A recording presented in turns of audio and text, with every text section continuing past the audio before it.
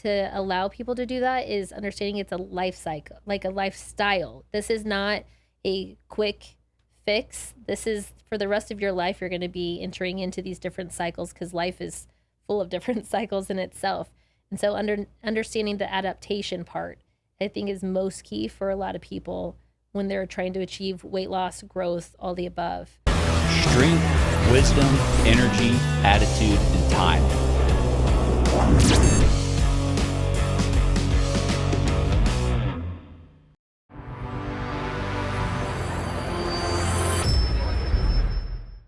Welcome to the S.W.E.A.T podcast. I'm your host, Mark Springer, and today I've got with me Dr. Jess Garza. She is here to teach you all about the mental aspect of everything when it comes to health, fitness, you name it. And I'm really excited to have her on the show so that way she can share a lot of her knowledge with you guys. So anyway, without further ado, Jess, welcome. Hey, Mark. Thank you so much for bringing me on. This is awesome. I appreciate it. I'm really happy to have you here and start kind of like cracking into your mind a little bit because I know it might be dangerous to do that. I don't know. I live my life in the danger lane. Okay, then we're perfect. Yeah.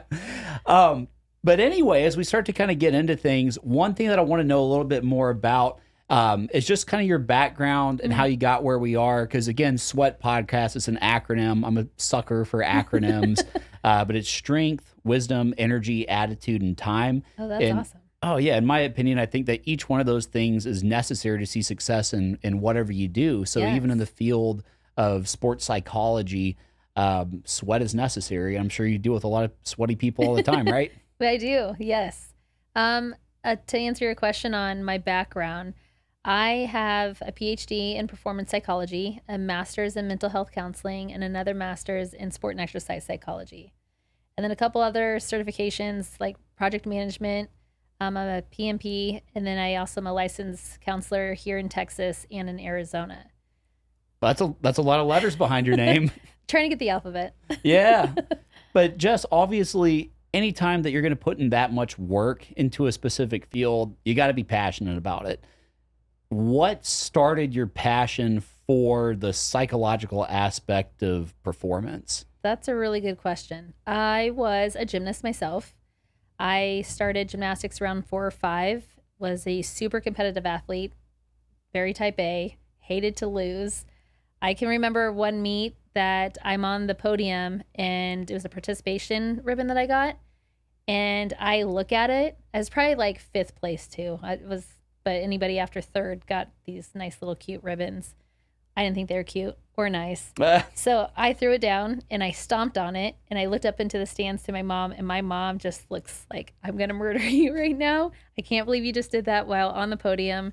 And I hated losing. I wanted to perfect everything that I could in gymnastics. The art of perfection is like everything that you strive for. When I started to increase in levels, I started to get mental blocks, and it was on the balance beam and on the bars. I'm doing back handsprings, and I would start to hesitate to where I wouldn't make my connections, or the releases on bars.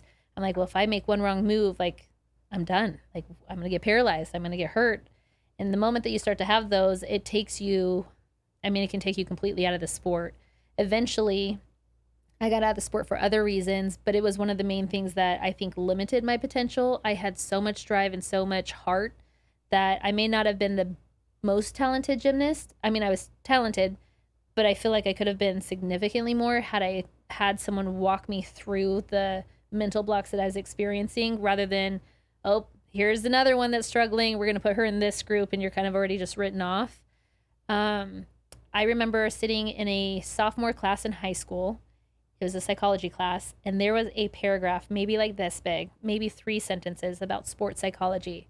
And I can remember where I was sitting in class as I'm reading this paragraph, and I'm like, this is exactly what I want to do for the rest of my life. So I knew since a sophomore in high school what I wanted to do. So you really drew from that personal experience that you had seeing the mental block in action in your own life.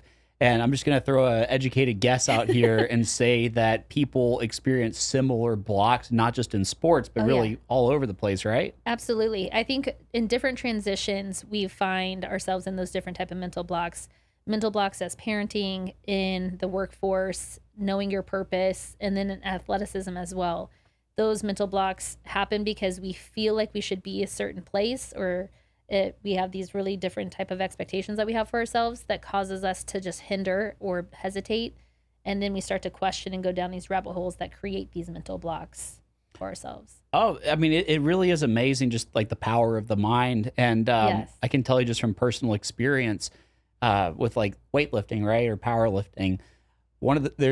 You typically think of things in terms of plates when you're a meathead, right? Yes. So like a plate is 135, 2 plates is 225, 3 is 315, Right. so on and so forth. 6 plates is 585. And so for the longest time, I was never able to get like a 585-pound deadlift Yeah. because it was 6 plates. I could do That's so basically much. everything below that. Yeah. But one day, right? One day I finally hit a 6-plate deadlift. It surprised me. Like Yeah. it popped up. I didn't particularly feel good that day. Right. But after I got that, all of a sudden I started making progress beyond that and got up to like 635. Oh, wow. So another 50 pounds beyond what was a roadblock that I never thought I would get past. Yeah.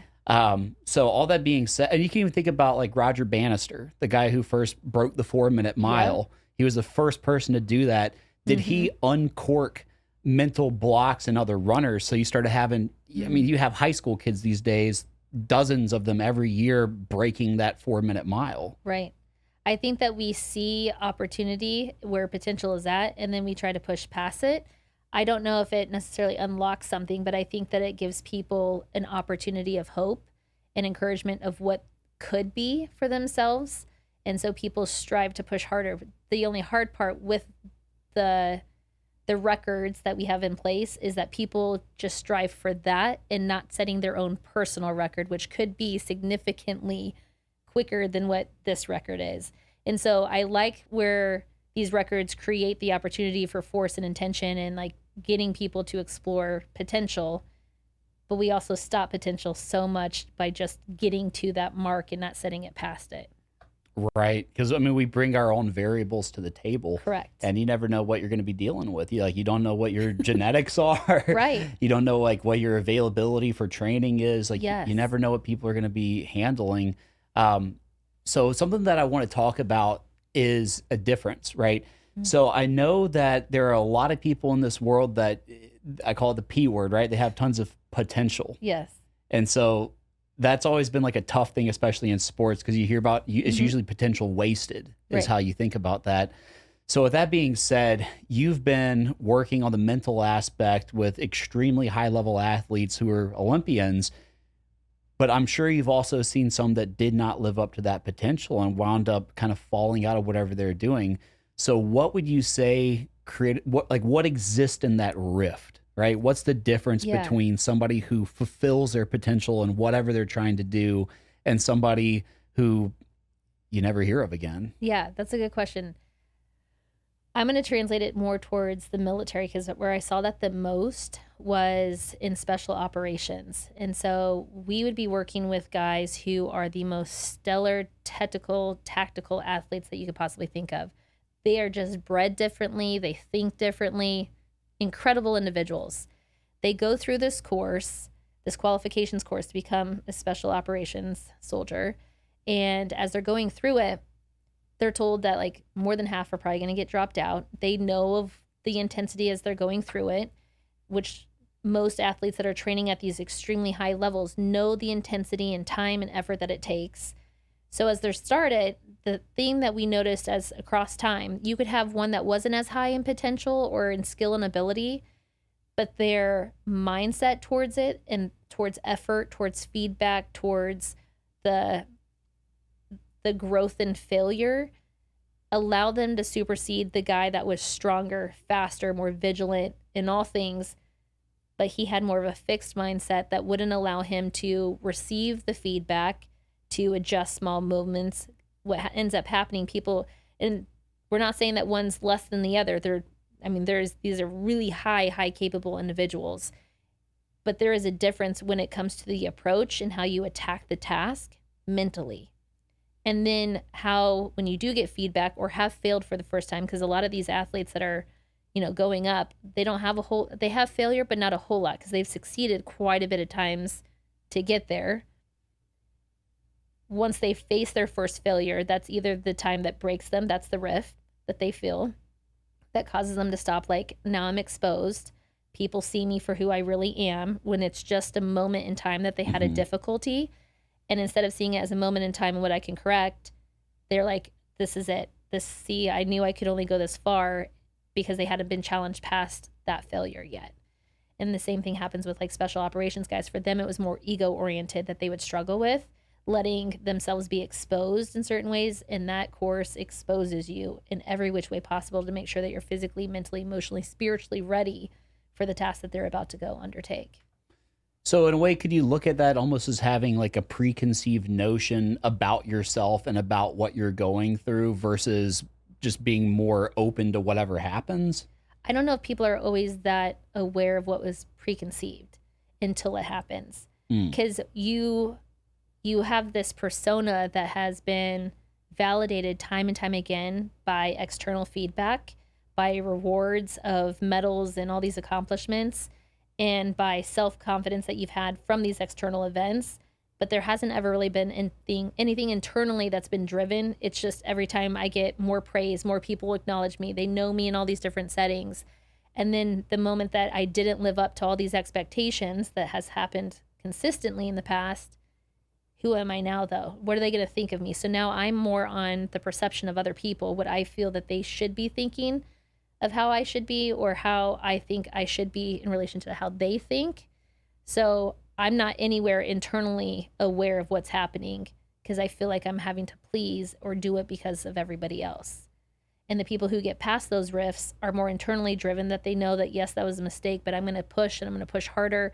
Or maybe it's I don't even have to push harder. I just have to be aware of where my body is and what I need to do and what's my next intention or what's my next task that I need to complete. And I start going small steps rather than bigger outcomes. There's a saying that I like. It's not so much about what happens to you as it is what you do about what happens. Absolutely. And I think that might just kind of be like a nice way of putting a little shell on that idea. Yeah. But something that I would like to kind of bring this back to is my customers, right? So like I run a nutrition app called Avatar Nutrition. Yeah. We worked with a whole bunch of people, help them see a whole lot of progress, but not everybody succeeds. Yeah. And so like there are people who they will get caught up in a very short-term mindset. They might have fixed expectations about what other people think their results should look like on the system, when in reality, like you shouldn't be thinking about things in terms of days or week. It should be months and years. Like, that's where meaningful progress is going to come from.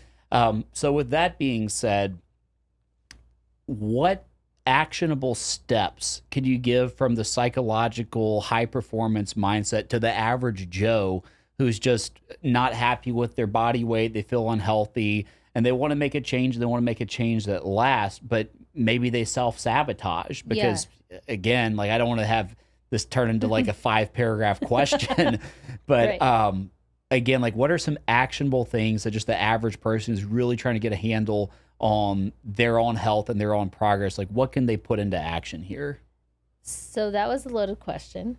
And to break it down easy, the biggest thing that individuals who don't follow through or have the short time mindset is often beliefs about themselves and their own capabilities. So you're talking about like self-worth. Do I have enough self-worth to be able to hold some grace for myself to get to this end goal that I'm wanting to go to? And oftentimes the self-sabotage is because I don't feel that I'm worth it, or I don't feel like I'm enough to be able to continue, or I don't have enough. And so there's always this lack mentality that these individuals approach life situations and themselves with. And so the short-term mentality is I don't have enough time, or I need to have it now. Like the lack of blank causes them to stop. How you overcome that is readjusting the belief that has caused them to be stuck. And that's more introspection of like, what is it that's causing me to hold fast to where I'm at and not being able. And sometimes it's, I'm comfortable in the trauma, not even trauma. I'm comfortable in the complaining of blank. Like they've gotten so accustomed to getting attention because, I just hate my body. And it's like, no, you don't. You look so good. What are you talking about? And so now I'm still feeling a need that I'm getting attention. It's like a little kid that complains and whines and cries. and you're like, stop crying. And now you're attending to the kid that's crying, and it just reinforces the cycle again. And so sometimes it's like this external validation of like, I'm still getting the comfort that I need, and I don't necessarily have to adjust my body to get it. Then you have the people that are like, I'm in it, I'm so determined, I'm ready, but they haven't done enough cleaning up of themselves personally before approaching the task. So yes, I'm like ready to go, but when I start to hit the rough patches of plateaus, or even gaining a couple weight and then losing it, because sometimes you can go up and then go down. Yeah, it looks like the stock market. It does. That's what weight exactly loss what looks it like. is. Always bouncing up and down. 100%. And so where did I read this at the other day? They're like, you never take out money on when it's hitting low, but they were like the same thing when you're investing in yourself too. And so even when it's low, you don't just stop everything. You keep going because you know that the fruit's going to it's going to grow, eventually go back up. You just have to hold on a little bit longer. And if I know that I'm worth it and I'm able to continue, then I will. But it really boils down to more self-worth than anything.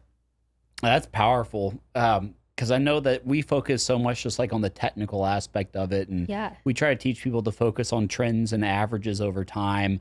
But really having that self-worth is huge. And I can reflect a little bit back into my personal experience and journey going through this stuff, because I was an overweight child. And when I was in middle school, moved to a new city, didn't really know anybody. So I had to try to find a way to fit in, but I was a chubby guy with thick glasses and a buzz cut. Wow, and so I just became the class clown. And so my nickname was Drew Carey. Get out. Oh yeah. Like it was not the best way to go through puberty. Probably not. But yeah, so, little Drew Carey would hide in the pantry and eat baking chocolate and moon pies and stuff like that. Yeah. And I would go to birthday parties. If I started eating barbecue potato chips, I'd like eat the whole bowl. Yeah. Right. And then I would like feel really guilty about myself. And I didn't believe that I was worth much. Yeah. And I didn't believe that things could ever really be different. And so I just kept gaining more weight. And like I grew up in Louisiana, it's hot there. And so even in the summertime, I would wear hoodies because I was very uncomfortable with my body. I didn't like how I felt, didn't like how I looked. I just wanted to hide. Right. And I was always trying to hide myself. I would hide from cameras. So like there's not many pictures of me from that part of my life because I was ducking and diving, and also smartphones didn't exist. Thank God. But yeah, I know, right? But all that being said, there did come a moment when I just wanted something different. Yeah. Right. Like I knew that I was worth more. And I think you might have just helped me have a light bulb go off in my head that this is the first time it's ever gone off, like in all the times I've told this story. Really? Yeah, but I think what happened was I started to believe that I was worthwhile and I was worth more. I didn't know anything about fitness. I didn't know anything about nutrition. I just believed that I could be different. That just gave me chills. Oh, that's 100% what it is. Well, thank you. But yeah, but that's what I did. I had a moon pie in my hand, it's two little wafers covered in chocolate, marshmallow in between. But I took that moon pie, I walked out of the back door into the backyard, and I threw it over the fence. Did you? I did. I threw it like a discus. So, yeah, that really happened. And I just started running. Yeah. And I was terrible at it. My thighs would chafe, and I could barely make it to the end of the driveway starting out. But over the course of that summer, I just tried to run a little bit further every time. And eventually I made it to the mailboxes, and I'd count driveways, get to further driveways, and weight started coming off. Things started to feel a little bit better in my life. I started to gain more confidence. But there's another thing too that I think we kind of touched on before, but it's really how you do anything is how you do everything. Completely. And so my grades started improving. My social life started improving. I had horrible acne when I was in high school, but I was like, you know what? I want to do something about this. And so went to a dermatologist. They put me on Accutane, and like, I know that drug's got some different ways to look at it. It was a miracle for me though, because like it basically gave me the worst peeling. Like I had a sunburn ever, but once the peeling was gone, the acne was gone. Oh wow! And that was also like another huge confidence builder. But that just kind of kicked off the path of life that led to wanting to help other people in health and fitness. And then that's incredible. Oh yeah, all the way to this conversation. But it really did start with belief. It does. And the one thing that I will tell a lot of my athletes or clients is that it's you versus you. So I say it's like me versus me. When I'm picking myself every day, that I'm worth fighting for, I'm worth putting first, and I'm worth taking the extra effort to give myself some extra attention. Because we are so quick as individuals to go and save and help other people, but we are the last to give any type of love and attention that we need individually to ourselves. Like, we reject ourselves daily by making the comments of like, oh, I'm still fat. Like, I'm in this vessel right now, and it's not, this is probably the heaviest that I've ever been in my entire life. And I know that it wasn't, mine happened more from like medical issues that I had over the last year. But I've had to give myself so much grace that it's like, yes, I can sit in the past and be like, I was super athletic. I've always been fit. I've never not been, to where I'm sitting and walking down the stairs or up the stairs. I'm like, holy hell, like, this should not be that hard. But taking it moment by moment and not shaming while I'm in this state, that look at all the things that I'm still being able to do and still putting myself first. And I'd like to say that we're multidimensional individuals, that we are family people, we have careers and jobs and health and all these things. And sometimes those priorities, like on the stove, get put on the back burner, and one might need a little bit more attention. So while my body's settling down from inflammation, I'm working really hard on the emotional and spiritual side. And when that gets more amped up and, fueled up, or it's tanked, or the tank is filled, then the physical part comes forward. And now that I'm like mentally and emotionally and spiritually ready, I'm still attending by small walks and stuff, but now it's like I have the full effort to be able to put behind, because I've chose myself in other areas to support while in this container over here. And so I think that people need to understand that it's not an all or nothing. It's never going to be like, I only can eat these things, or I can only do this type of exercise. Like, you're constantly evolving and in transition, and this will be for the rest of your life, because metabolism goes ups and downs, and we're aging every day, that you're having to reattune to who you are and getting to know who you are. And so it's always you versus you. And if we can minimize the external comparison, that's when things start to become easier. That's when the rifts become less, because no matter what, I'm competing against the day that I was yesterday against myself. Nobody else really matters. You know what I'm saying? Yeah. Like, no, I mean, you are the person who lives inside of your body, and your body's, it's a vehicle that your mind uses to experience life. Yes. And so I can tell you, like, my life experience was limited by the type of vehicle that I was in. Correct. And I can tell you that, again, like, having that belief shift allowed me to do and experience things that I never would have thought possible. Right. Because I can tell you, like, in middle school, when I attempted to play football, my glasses would fog up under the helmet, my knees hurt all the time, and like, I couldn't tackle anybody to save my life. Like, I'd run up to them, like, half hug, and then like I would fall over, and then like my shin would hurt. But and I just kind of thought that's how it was going to be. Like, and it's you don't have a lot of self-confidence when you're trying to do that. You don't. But through running, because that's what I did. I did distance running. I ran cross country and track just my junior and senior year of high school. But I got to the point where, like, my 5K was in the low 17s, and I was running a 4:58 mile. Wow. And just like a year before that, I was a fat kid. So that's incredible. Well, yeah, but I saw there's really like three things. It was time, consistency, and effort. Yep. Like, I preached all the time. Like, if there's any Avatar subscribers watching this, you know that TCE saying is true, though. It is. But that's what it was. Like, every time I ran, like, I was putting in that effort. Yep. I was consistent with it. I was running basically every day. I got up to 70 miles a week at one point. Yeah. And then I did that over the course of a couple years and became a really good runner. But then I realized, wait a minute, I can change. Right. I can change my body. I believe I can. Yeah. And so I want to try to redeem myself from when I was a little Drew Carey getting steamrollered by the middle schoolers in football. Right. And so I made a decision that I want to try to walk onto my college football team. And so I started, I was 128 pounds, right? Because I was close to 200 at like 5'6" when I was a chubby guy. Right. And then I was a little bit over 5'10" when I graduated high school at 128. So I was a stick. Wow. And so, like, that's a significant difference.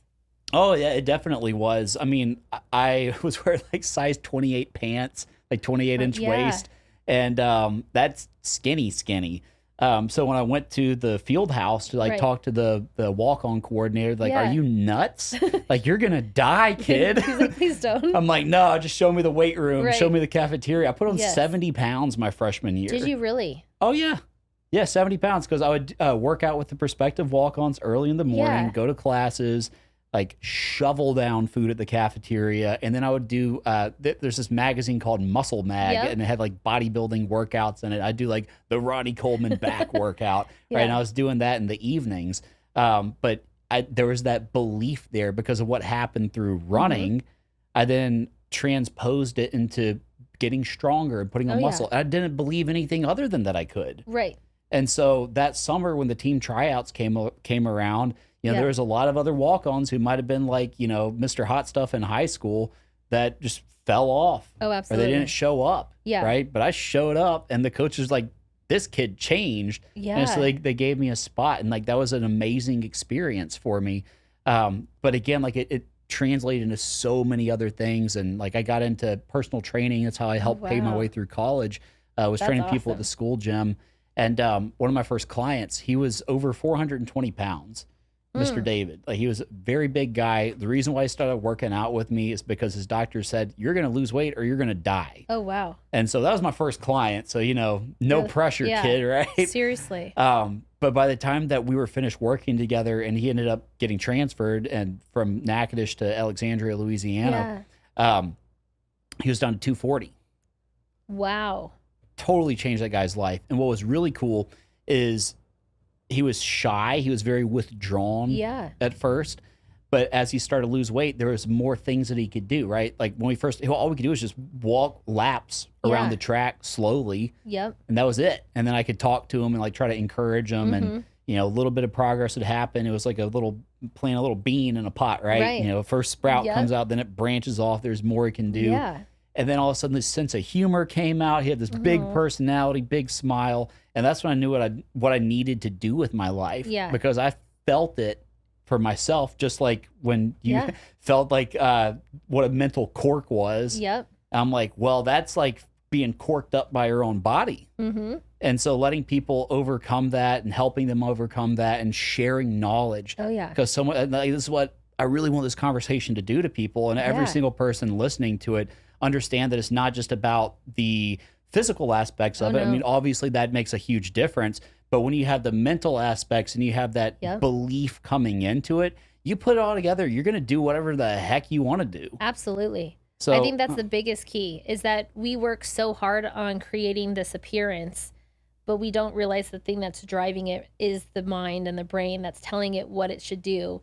This is just the benefit, the outcome that everybody else gets to see of all the effort that you've put in, of really honing in your space mentally and choosing you to choose to believe that you have endless potential, going back to that potential word, and really pushing yourself to every limit possible. Pain is pleasure. And we like to be like, well, I don't want to hurt, but there's plenty of times that pain has felt good too. And knowing that the outcome of that, I'm not saying like go and hurt yourself and feel pain and all those Yeah. things either. Not what I'm trying to say, but there has been time where you're like, there's going to feel discomfort, but the outcome of this discomfort right now is pleasure in seeing what I look like and feeling comfortable in my body and being able to own it to the umpteenth degree and being able to just express myself fully. Yeah, and I really think another way you could look at pain is just saying that this is the confirmation that the stimulus I'm giving myself is going to do something. Correct. Because comfort is stasis and you stay right where you are. Absolutely. But when you step out of that comfort zone, that's where change happens. You know, you're entering into the unknown and your body needs to adapt to it. Right. And that's just like weightlifting, for example. All you're doing is you're giving your body an external stimulus. Oh, yeah. So your musculoskeletal system is experiencing force that's Yeah. traveling through it. And the way that your body responds to that to deal with future forces is by getting stronger, building Yeah. more lean body mass. Exactly. Your ligaments, your tendons, your bone density goes up. It's amazing because just like it's like having a physical conversation with your body. Yes. And it's the same thing too. Like when it comes to weight management, you can really like one thing that I like to tell people is to think of body fat not as something that's judging you. It's a Right. battery. Yes. That's really all it is. It's a biological battery that you walk around with. Yeah. And when you're eating at maintenance levels, you're just charging it back to 100% all the time. Right. And so if you want to lose weight, don't quite plug it in as much as you Yeah. do. So, you know, you're eating a little bit less, the Yes. battery's going down. So your body fat's going to be going down a little bit. Your weight goes down, things start to change. Yeah. And then when you understand that there's really no judgment at any step in the process, it's None. just variables. Yep. And all you're doing is just playing with the different variables, like eating the right macros, changing up your training program, Like, do you want your body to respond with slow twitch muscles, to be super efficient with oxygen by doing a ton of cardio all the time? Or do you want to be like a Ford F450 and be super inefficient with your calories by like working your fast twitch and building more of that up? But again, like just understanding those little nuances in what you're doing makes a tremendous impact in the long-term outcome. And then just understanding like you might as well think of yourself as like putty. Yep. Right? You're malleable. And it's not just your body, it's your mind too. I like that you say batteries because I talk a lot about that too. And we use the term like batteries as well when we're talking about it from a physical, mental, and emotional state. And that when I am physically at 100%, great. And we use it the same thing as like a cell phone. A cell phone at 100% has 100% of all of its capabilities. A cell phone at 30% still has 100% of all of its capabilities. As human beings, if I'm down at 30%, that is all I get. I don't get to operate at a full 100% like a phone does and have all of the apps open in the backgrounds. But we have all these apps like time and work and family and all these things that are open in our mind in the background. And if we're not shutting them off, we're depleting that energy so much faster, again, mentally, emotionally, and physically. And then the only way for us to really recharge all of that is through sleep. And most people are like, yeah, if I just sit and take like a 10-minute break, that should be fine, right? Well, talk about maintenance mode. We're just slowing the battery process down. So whatever 30% that you have left in the tank, we're not making that go at a rapid, deficit real fast. We're trying to slow the time that decreases, but you still only have 30% left. And then if I understand at 30%, my workouts are going to have to vary too.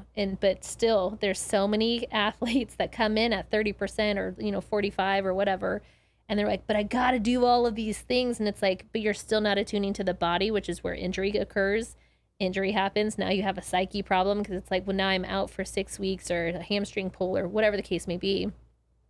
And they're like, maybe I'm just not ready anymore. Maybe I'm just not equipped to be doing this. Maybe my body can't handle it. And it's just like, no, all those things that you were talking about as variables, we say them as indicators. It's just an indication that you're not listening to this, and this, or you're not feeling the mechanics of your body as well as you should because you're so focused on the external look or in your head instead of like really being connected all together.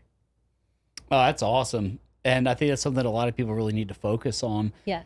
Because I can tell you, like, putting up those barriers and understanding the difference between catabolic and anabolic. Yes. Catabolic is fun, right? That's the breakdown. Yeah. That's when you're in the gym, you're working out. Yeah. You're not growing when you're doing that. Like, you're giving your body the stimulus, you're breaking things down. But if that's all you do all the time, well, you miss out on the growth phase. Correct. And so it's the same thing too, like, especially like in the world of entrepreneurs, there's this drive to, burn the candle at both ends all the time. And if you don't, Gary V will hop out of your ventilation system and slap you, right? You're not trying hard enough, right?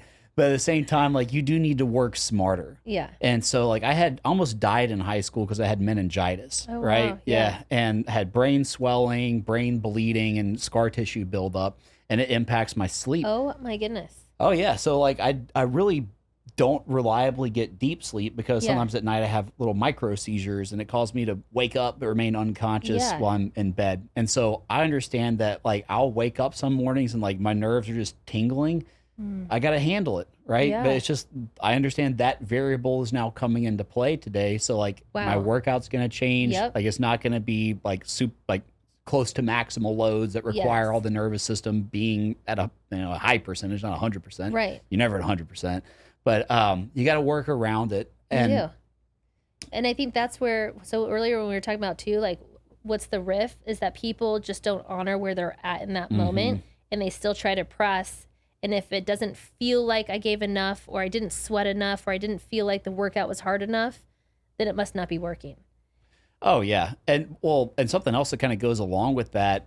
And again, I want to tie this back to the most common use case, right? Because, you look at the obesity rate in the US, most people are trying to lose weight. If anybody's going to be listening to this from a fitness standpoint, that's probably going to be your goal. Yeah. But it's okay to take it in cycles. Yes. Right? If you have 100 pounds you need to lose, you're not more than likely going to do it all in one go. Right. So you might drop 35, 40 pounds, but there's going to come a point when your body's starting to adapt to those lower calories. Oh, yeah. And you can't just keep going lower forever. Correct. Right? Or expect to stick with it. Because, you're going to get really hungry and you're going to fall off the wagon. It's going to be a Yes. mess. But that being said, we like to take people through diet cycles. So they'll be on a period of fat loss for a while. Let's use the 100-pound example, drop 35 pounds. Yeah. They'll do that reverse diet where they get brought back to maintenance levels in a Okay. controlled way to avoid regain. Yeah. And they'll maintain for maybe a few months and then re-enter that period of fat loss to continue wow. dropping weight. So, like, in my opinion, and kind of from what I've seen just being in this industry Yeah. for so long, that's not what people have been taught. Not at all. Like, you watch The Biggest Loser. I've heard of Biggest Loser. Oh, I used to watch it all the NBC? time. Oh, Yeah. it's feel-good TV, but they destroyed those poor people's lives. Completely. Because those contestants, every single one of them, like there was a study done on this, they had all regained all the weight they lost and then some. Isn't that wild? Yeah, Yeah, I read that too. Yeah, the producers just torture those poor people. Yeah. You know, they would over-exercise them. They would starve them. And, oh, yeah, they might see, 15, 20 pounds a week on the scale. And that was a big number. It's great for viewership. Right. But if there was a shred of ethical responsibility between the producers and trainers there, they would have known what they were doing. Oh, yeah. And when I was watching that, that was when I was little Drew Carey. And so that was kind of setting expectations It does. for somebody who was, an impressionable young mind Yep. getting taught some BS about how weight loss works. Yeah. So that's one of the reasons why, like, I want to get this information out, and I want other people who are trying to get those like established beliefs in place to do it the right way and not get bamboozled by a hive of charlatans. I would agree. And I think the biggest part to allow people to do that is understanding it's a life cycle, like a lifestyle. This is not a quick fix. This is for the rest of your life. You're going to be entering into these different cycles because life is full of different cycles in itself.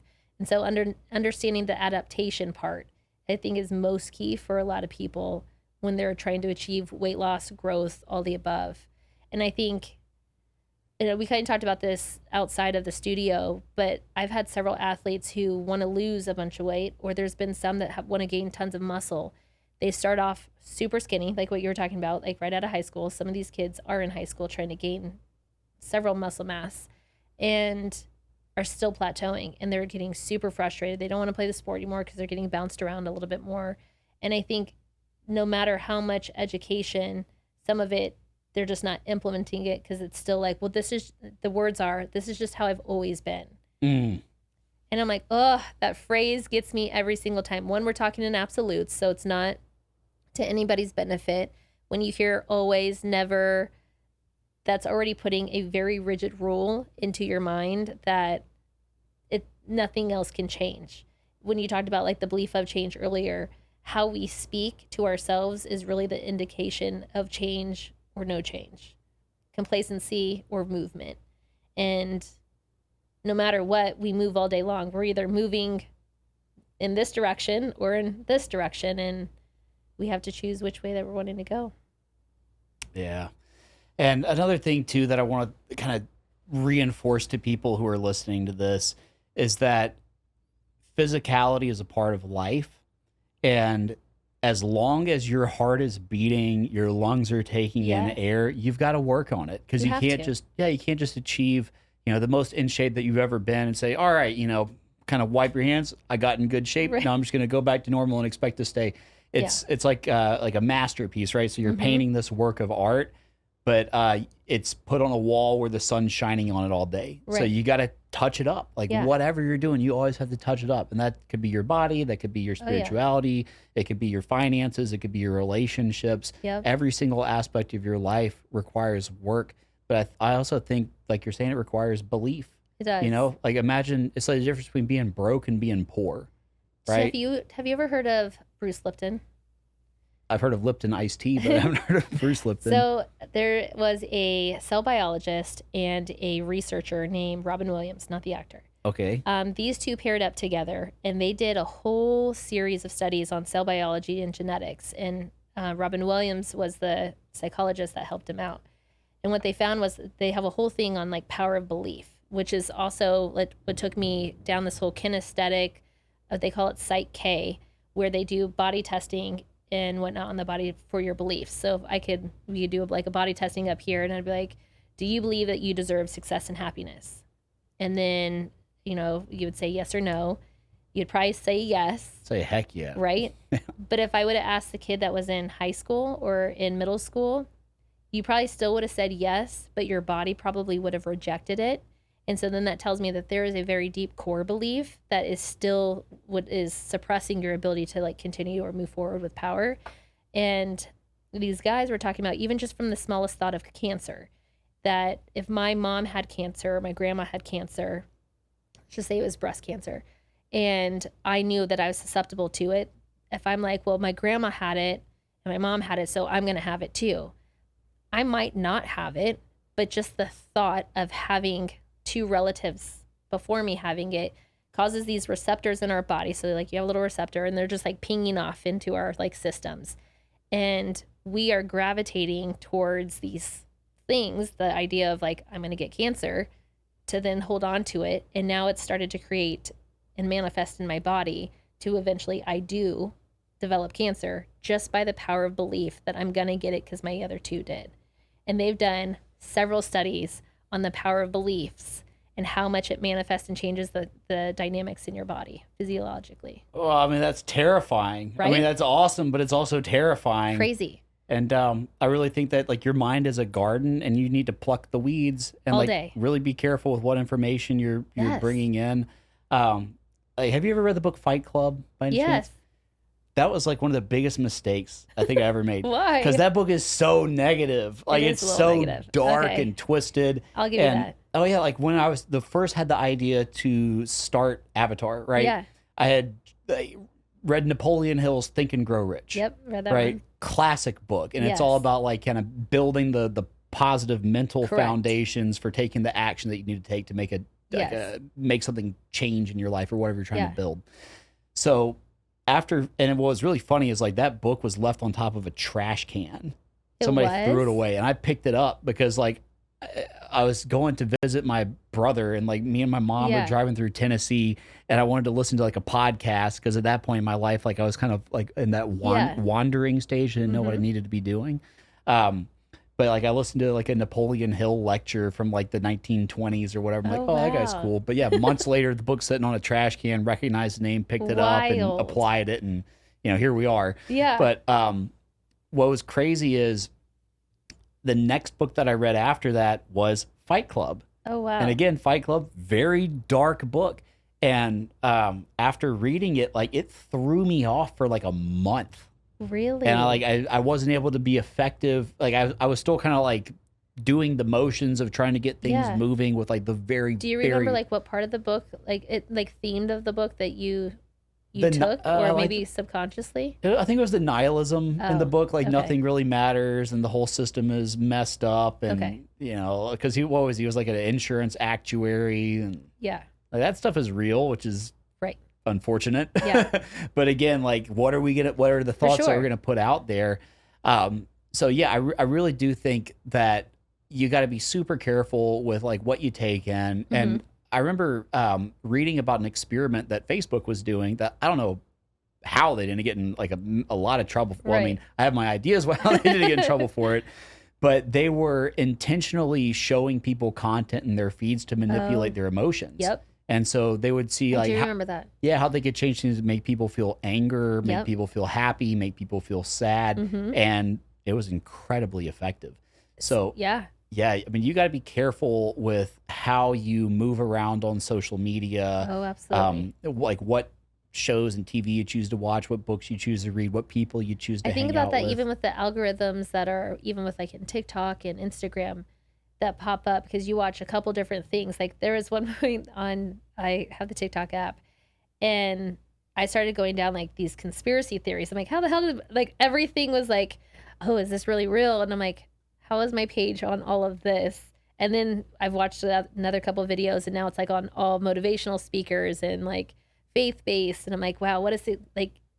Crazy difference within a couple of days of each other, but one video that you watch just curious leads to these algorithms that change your whole philosophy or can. Because I was like, you guys, I think we all need to start packing. Like, I don't know what's happening, but I think that there's going to be like a big war here soon or whatever. I'm watching all of this stuff and I'm like getting so soaked into it. And I know even the principles of how this all applies, but it's just like how susceptible that we really are to what we're attuned to, what we're watching, and then what we're choosing to believe to be true or not. Oh yeah, but I mean, you're fighting against billions of dollars worth of So research much. and tens of millions of man hours of some of the Yes. most competent people in the world that are all working to keep your eyeballs on that platform. Yep. Because that's where they generate revenue. Mm-hmm. So yeah, I mean, it's good to be aware of those things because like social media is a part of life Oh, now. yeah. But I really think that you still can take a responsible approach, but it's like Very. having intention with why you're going to open it up. Don't just open up for the Right. sake of it. Yep. But I know, oh, I want to, talk to my friend and like this is Yeah. their handle and that's how I'm going to get straight to them and not Yes. get caught in the Do you the know flow of how the many feed. people talk like that? No, they're more than me. Not a whole lot.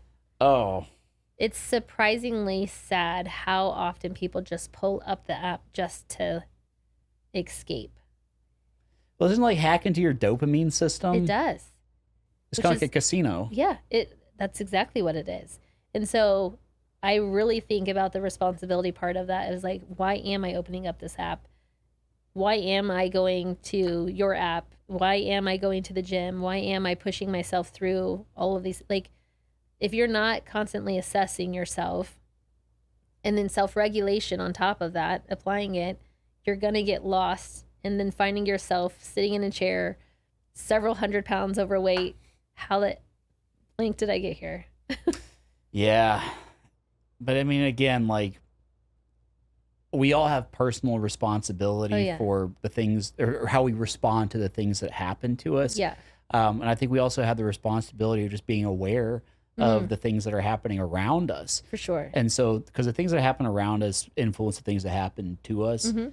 And, you just got to pay attention. You got to keep your head on a swivel. do. Right. I've heard that. I mean, that's what I heard growing up because, like, I grew up in New Orleans and a little bit of a rougher part of town. Yes. So you need to pay attention to what's going For on sure. around you.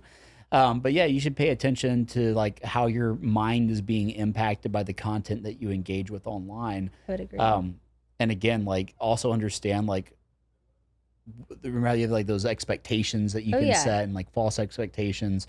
So like in the fitness space on social media,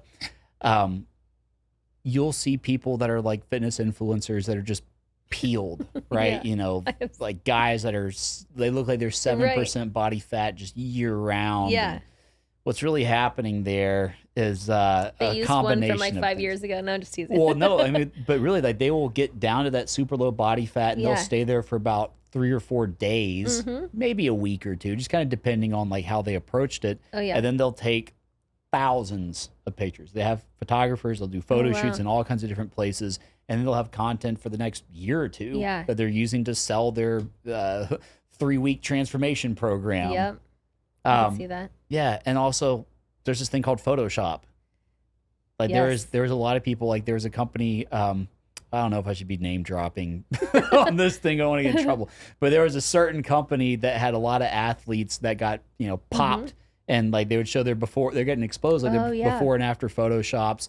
But you got to realize, like, again, there's impressionable people who don't really understand They don't. how things work that see that. And Correct. so when they start like doing these programs and I mean, they're Yeah. poorly designed programs that don't really have like logical progression models built into them At all. and then they don't see results. They think there's something wrong with them, Correct. but that's just not the case at all. Man, my head goes to so many different nutrition companies that are out there in the multi-level marketing Oh no. space Oh no. that promote very much exactly what you're talking about. Yeah. I have a very hard time with that. Yeah. Well, it's tough. Like, there was a documentary that I believe was on Netflix. It's called Betting on Zero. Oh, I haven't seen it, but You I know should what you're watch talking about. it. Yeah. Yeah, but it was all about a very large multi-level marketing company that starts Oh. with the letter H and ends in life. Mm-hmm. That Yeah. one. But something that was really messed up that was a company directive, like from the top down. So not like, their various yeah. promoters and distributors, but Right. their executive team. They were specifically targeting immigrant communities that had come to the U.S. Wow. because they're like, oh, this is how you achieve the American dream. You can have your own business and you just need to sign up 3 people, and then they sign up 3 people. Oh And then, my you can gosh. do all this stuff and have these cool cars and be making all this money and live in mansions. And so, I mean, these are people who are kind of fresh off the boat from Yeah. wherever, Right. and they don't know better. Like, they've never encountered multi-level marketing scams Wow. before. And so they were really just robbing people who were trying to like find their way from the bottom rung in the That's American ladder. wild. Oh yeah. But I mean, just total lack of ethics. Yeah. Oh my gosh. Excuse me, sorry I completely. burped. But yeah, yes. Please, I can't smell it, so it's good. Oh no. I mean, I was just thinking, like, I think just even talking about like such Oh yeah.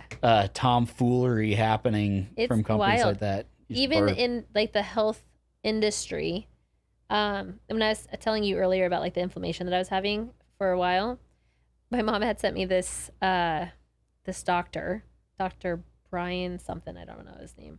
Let's see, Dr. Brian. He was like really good on the cellular level of understanding like inflammation in the body, especially women's body, like hormones, all the things. Makes his own compounds. Just pay $99 and you can have a one-on-one with him.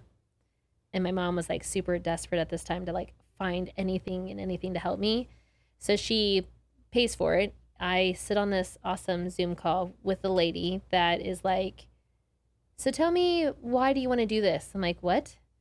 Tell me why I want to do what? And she's like, well, you wanted to make a call. And I was like, well, my call was with the doctor, not some intake person.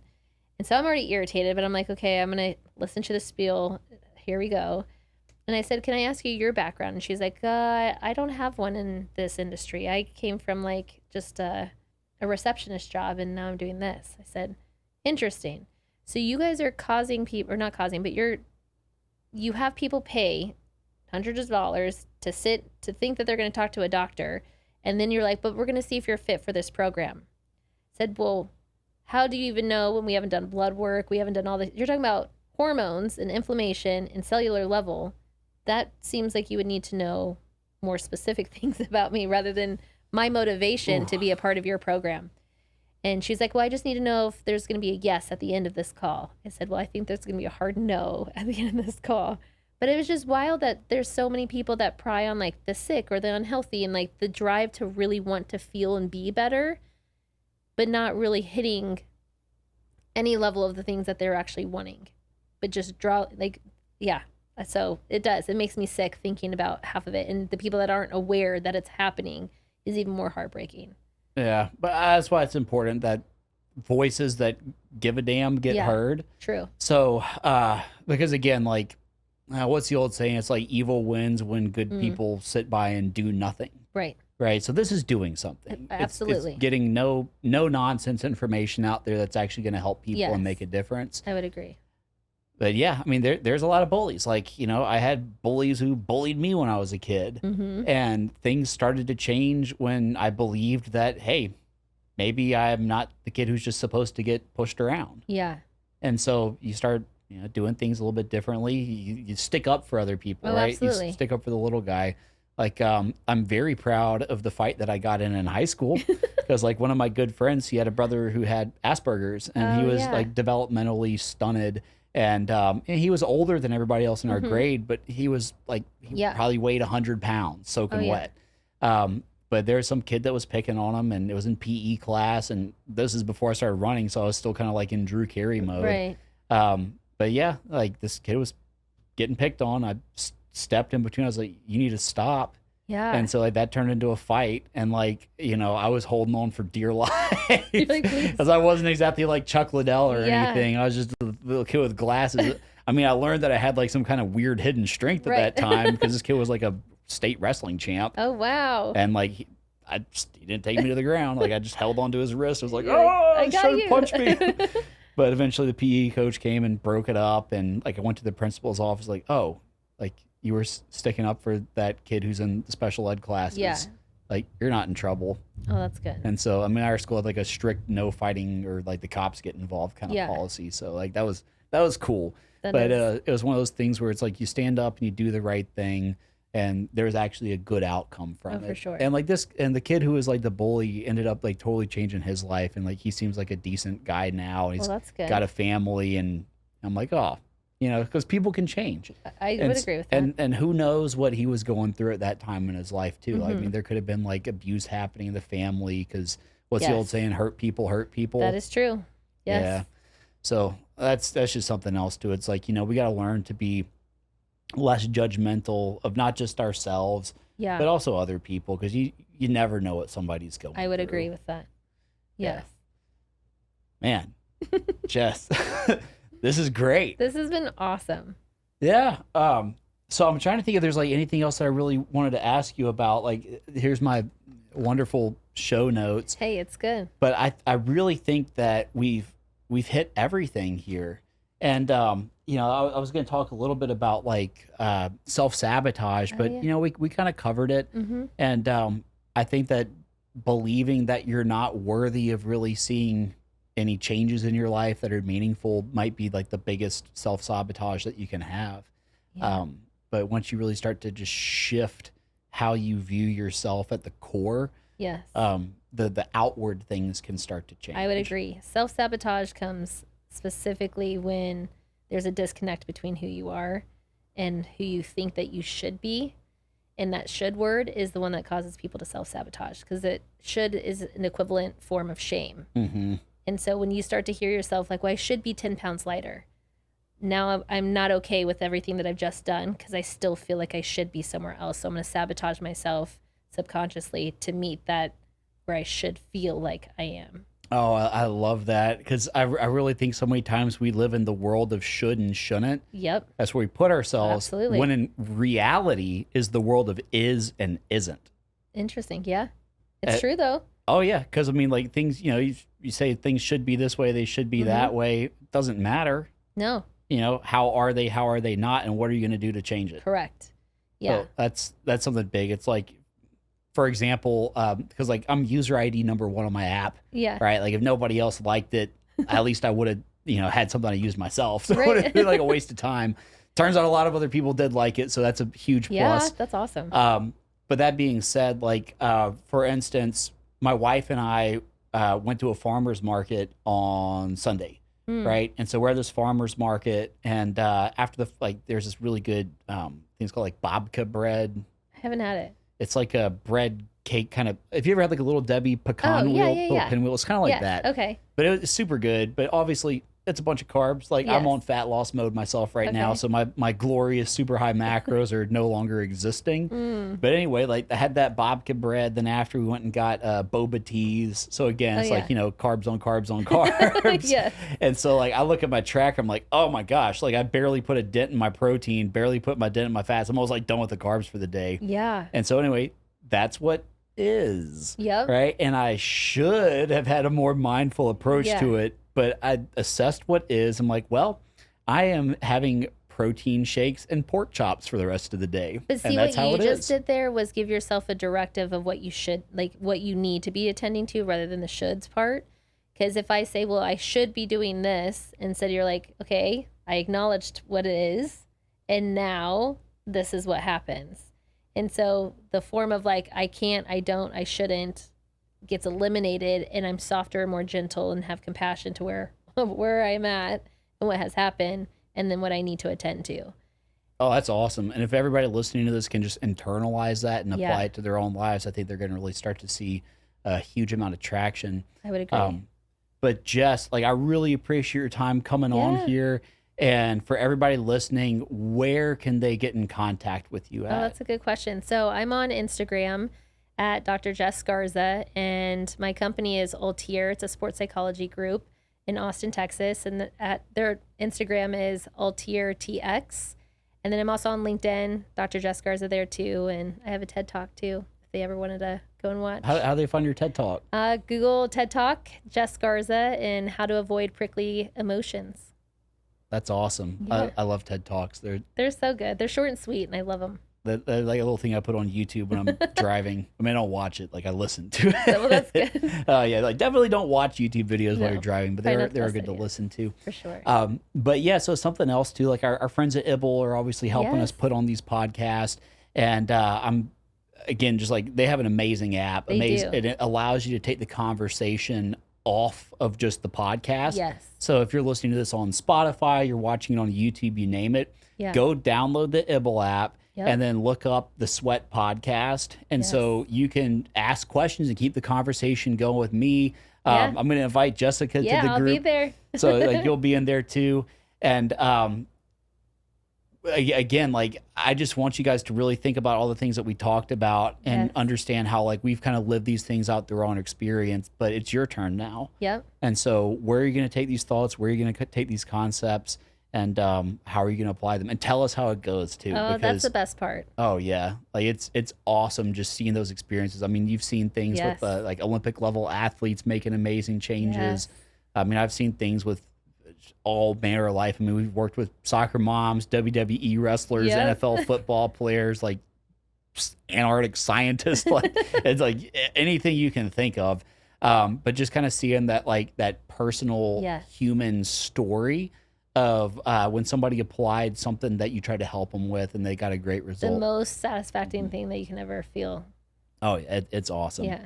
But yeah, so I mean, we're both looking forward to seeing how everybody does when they Yeah. start to apply these and understand like you're in it for the long game. Like as long as you're alive, like you have the opportunity to change what is about your life. So anyway, thank you everybody for tuning in to this podcast. I hope you guys enjoyed it, got a lot of value from it. So be sure to follow the podcast on YouTube, download the ibble app, and we'll see you on the next episode.